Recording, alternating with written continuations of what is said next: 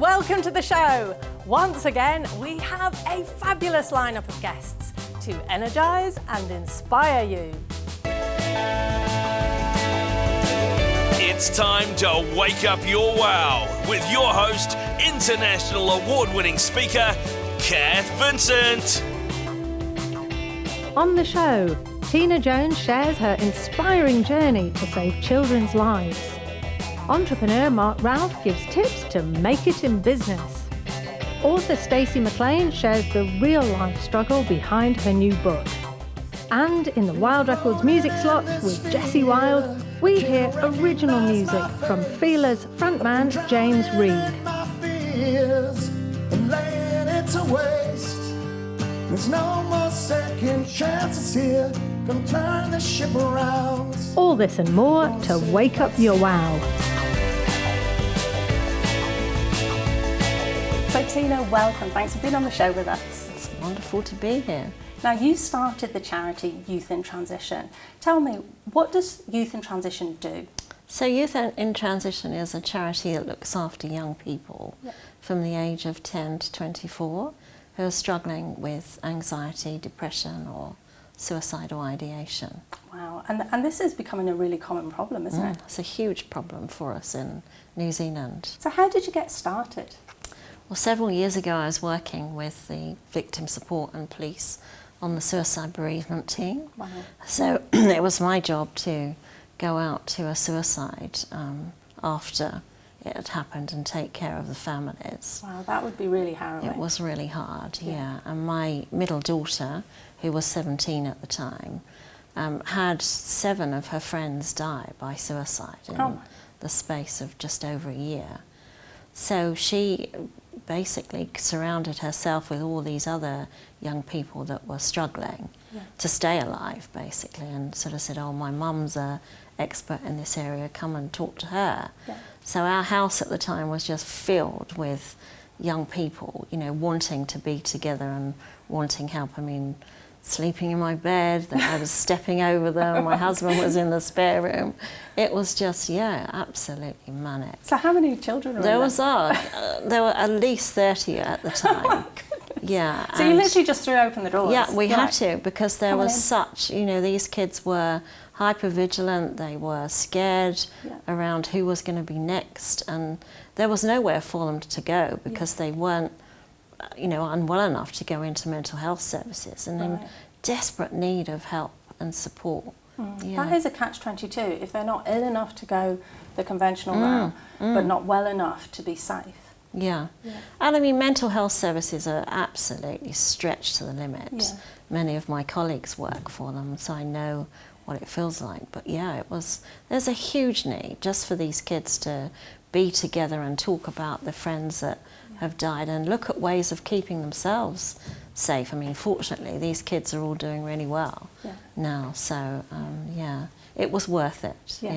How do you define the success that you've had? How do you know what's working and what's not? So basically, the majority of young people that come to us are really in a very broken state and don't want to be here. So they're literally contemplating suicide? Absolutely, or may have already attempted suicide.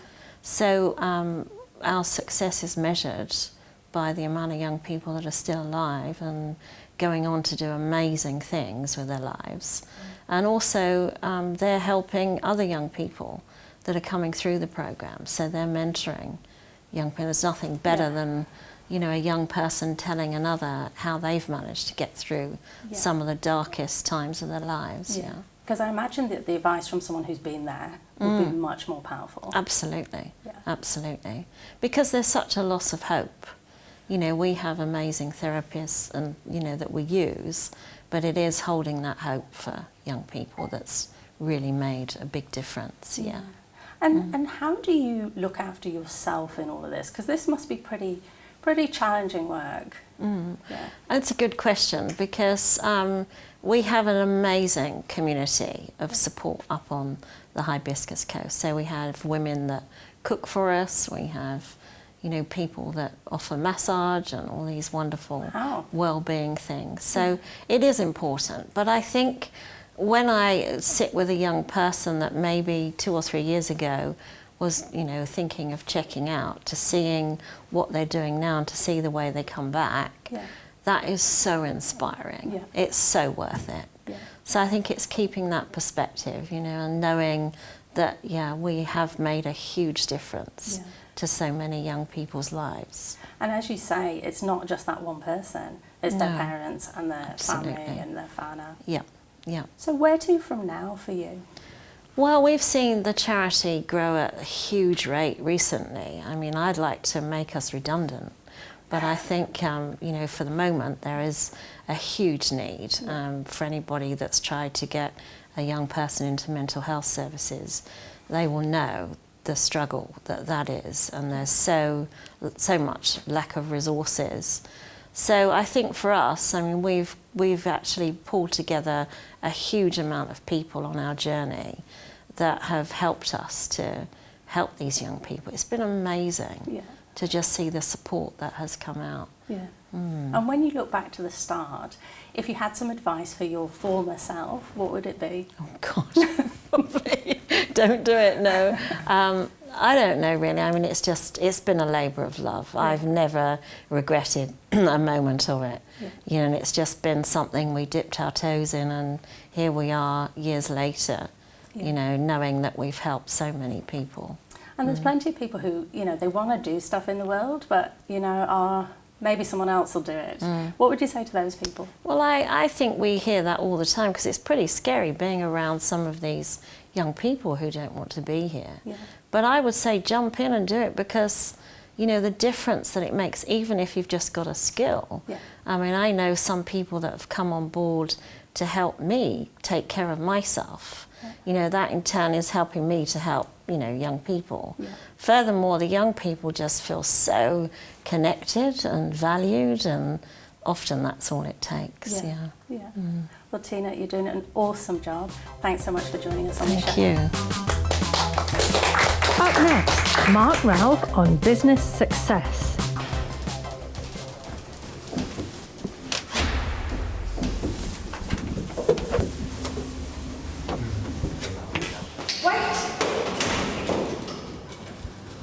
Hello and welcome. Thanks for joining me here today. My question to you is, how confident are you when you speak in public? How confident would you be doing an elevator pitch like this one? The truth is, if you are not supremely confident every time you speak, you're not the best ambassador for your business. You're not the one who's going to get that job promotion. And you're simply not the person you were born to be. Get happy when you speak, and you'll discover confidence you never knew you had. And those results will show up everywhere.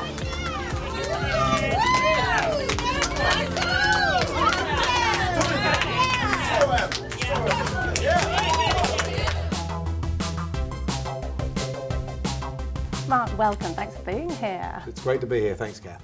Now, listen, you founded a company called TimberTech some time ago. Tell me, what does TimberTech do? TimberTech washes, protects and maintains cedar properties. Yeah. It's not the most exciting job in the world, but really I've been doing it for 25 years now and I love it. So where did you get started? Like, how does a person get started in business? Where did you start? Well, I started very early. I remember my first foray was when I was 9. Oh, wow. And it was at the local pet shop. And I used to work there on a Saturday morning, and we had a local sawmill that used to bring in these great big bags of sawdust. They were literally, I was only 9, so they seemed huge. They're probably about 6 feet. I wasn't a tall 9 either.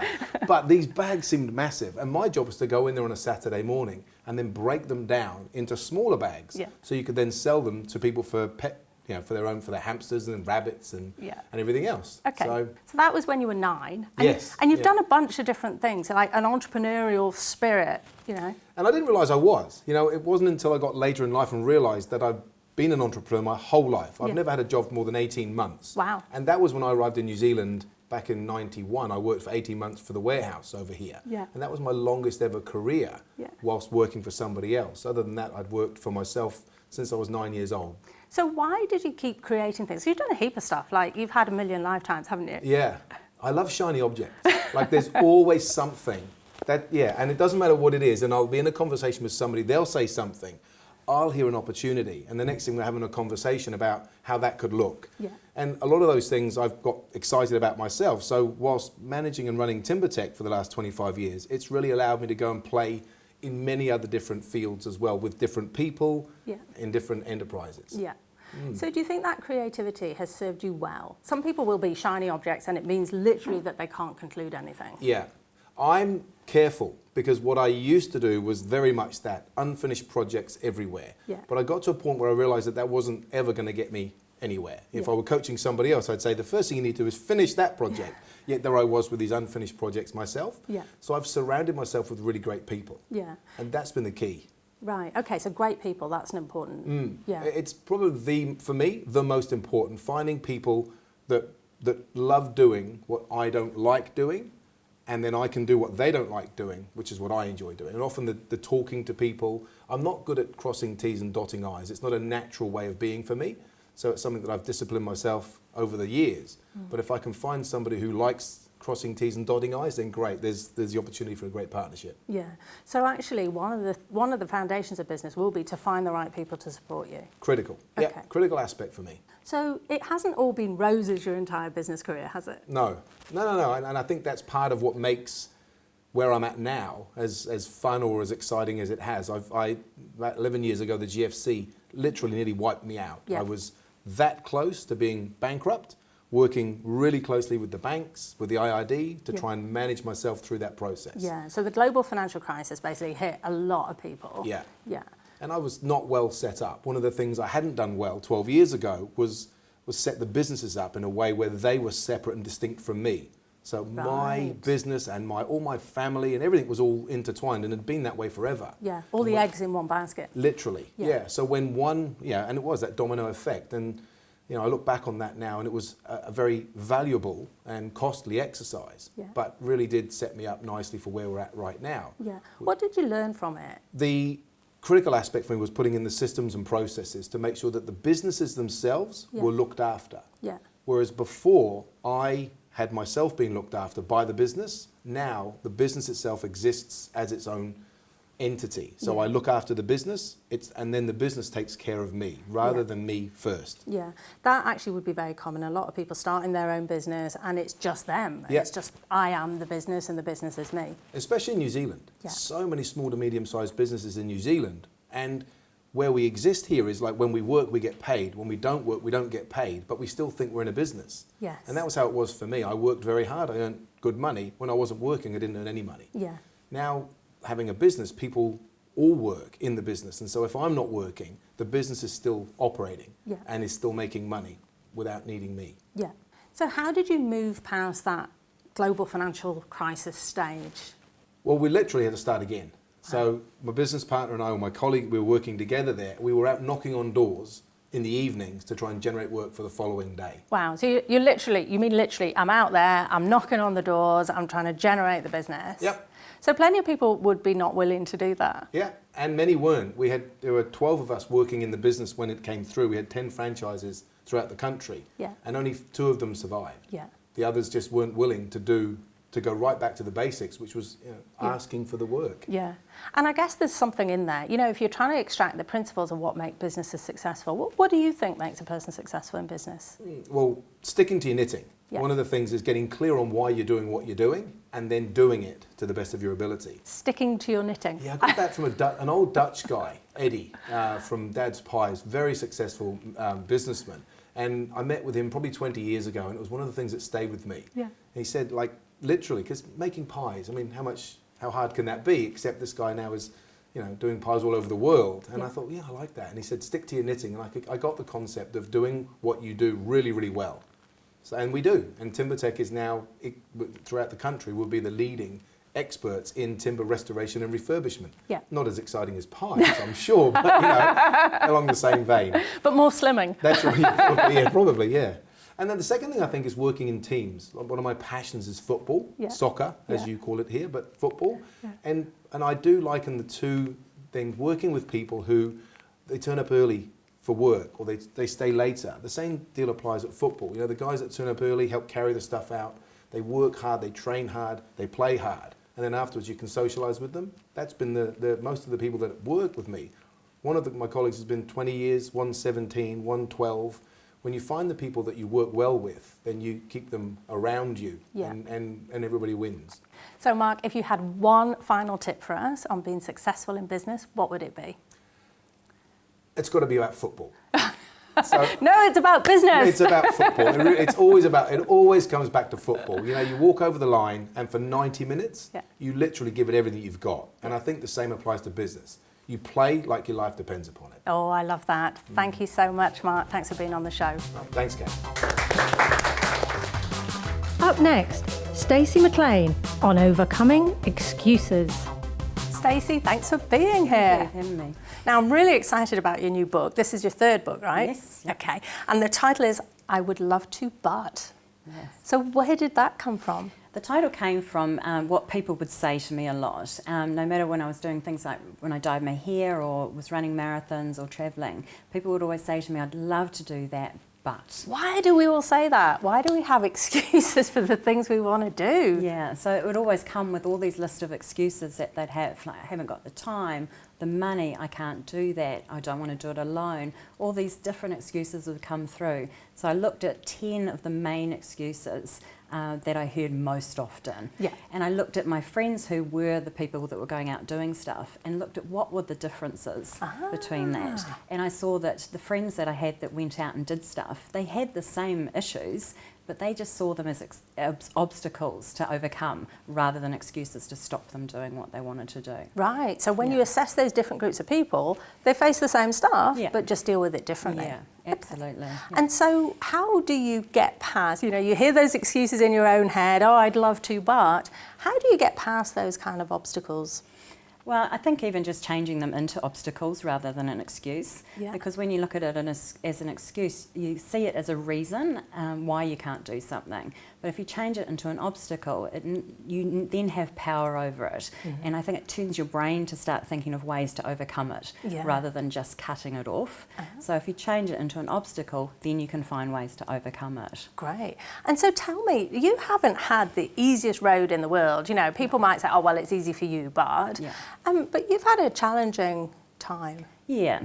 So I kind of had a difficult childhood, and when I was 14 I became an alcoholic and started drinking quite heavily, and I spent 10 years drinking and chasing alcohol to solve all my problems.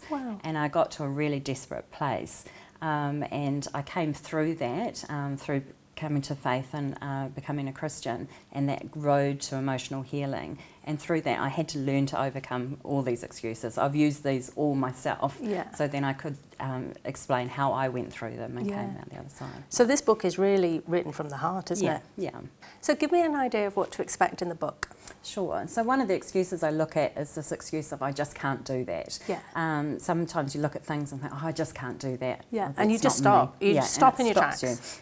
So for an example, when I was 12 years old, I had a teacher that I really loved at intermediate, and she was an aerobics instructor in the evening. So she had this competition in class that if whoever won the competition would get to go to her class in the evening. So me and my friend really tried hard, and we won this competition, and we got to go to this aerobics class in the evenings. And it was in the 80s. There was a lot of lycra, lead warmer. Lead warmers, a lot of fluoro colours.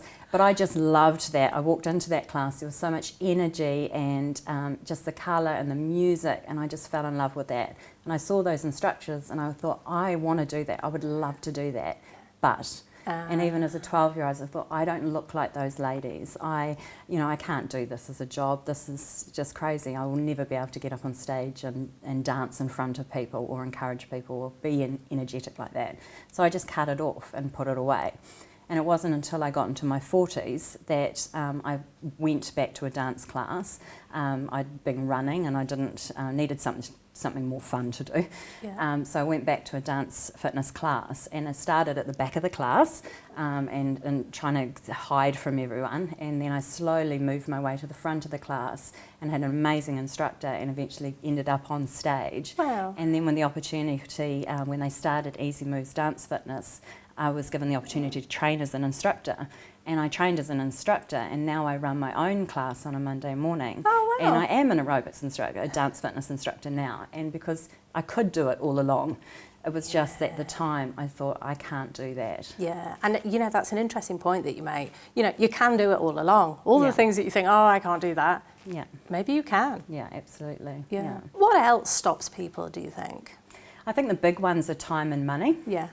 And they're probably the ones I hear the most. And are they real though? You know, people say, well, look, I don't have the money or I don't have the time. Is that an excuse or is that a fact? Well, I think we're very busy now, but when you look at your lifestyle, I think you can usually find an hour or two in a day. And one of the things in the tips I give in the book is the idea of, you know, if you had a 40-hour week to work on your dream once a year, imagine how much you could get done. Oh, wow. If I just gave you a week off and you could go and work on your dream.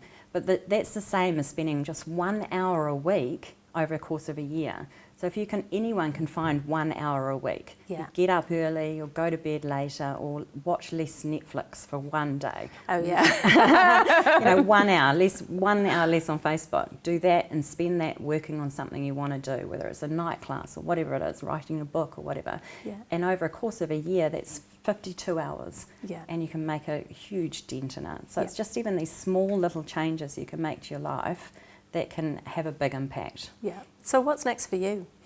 The book is just coming out. It's coming out now, and so a lot more speaking around that and promoting the book.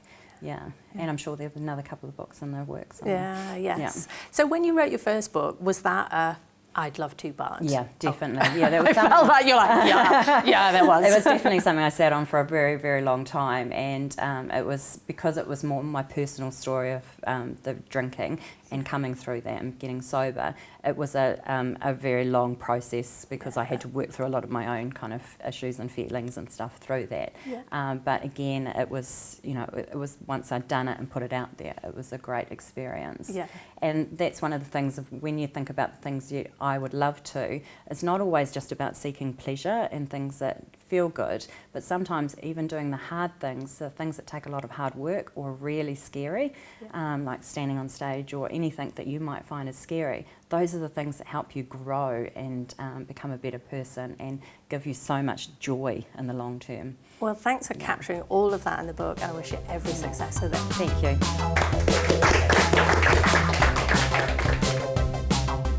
Jessie Wild, hello, welcome back. How's it going? Good, love.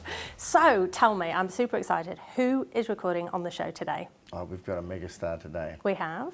Yep. So I play with a guy named Ed Taylor down at Lumsden Freehouse. Of course, we know Ed. Yeah. And so we're performing as Wild Taylor in this bar, and who is in the audience but none other than the famous James Reid. Are you serious? James Reid from The Feelers? Yep. How cool is that? And even cooler, he got up and sang a song with us. Neat. So I invited him on the show, and he's here today. Awesome. Well, let's hear from James. Let's do it.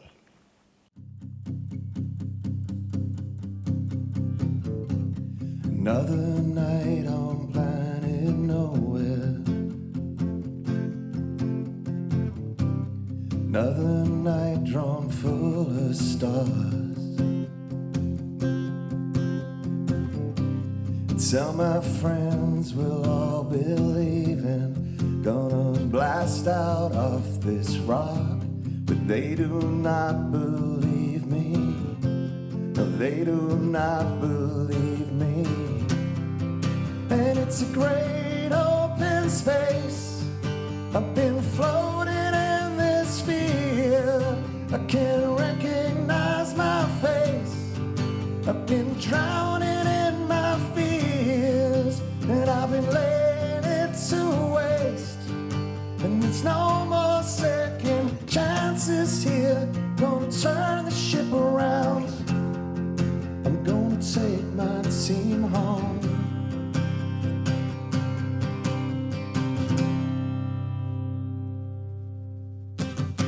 Another night on planet nowhere, and I can feel like I'm almost home.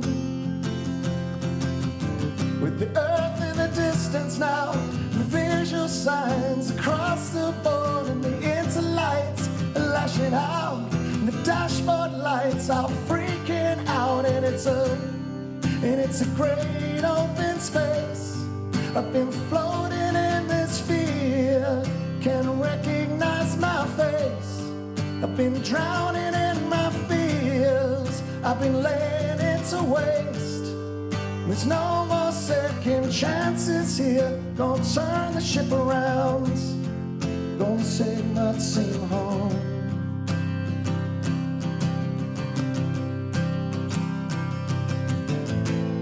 You know, I never thought it would be this hard. Yeah, I'll miss you. No, I never thought I would be this hard. I think I miss my home too. Yeah, I know it would be this hard. I think about the falling rain when I never see it on your face again. 'Cause it's a great open space, been floating in this sphere. I can't recognize my face, I've been drowning in my fears and laying it to waste. There's no more second chances here, gonna turn the ship around, I'm gonna take my team home. Yeah, there's no more second chances here, turn the ship around and take my team home. Yeah, there's no more second chances here, gonna turn the ship around, take my team home.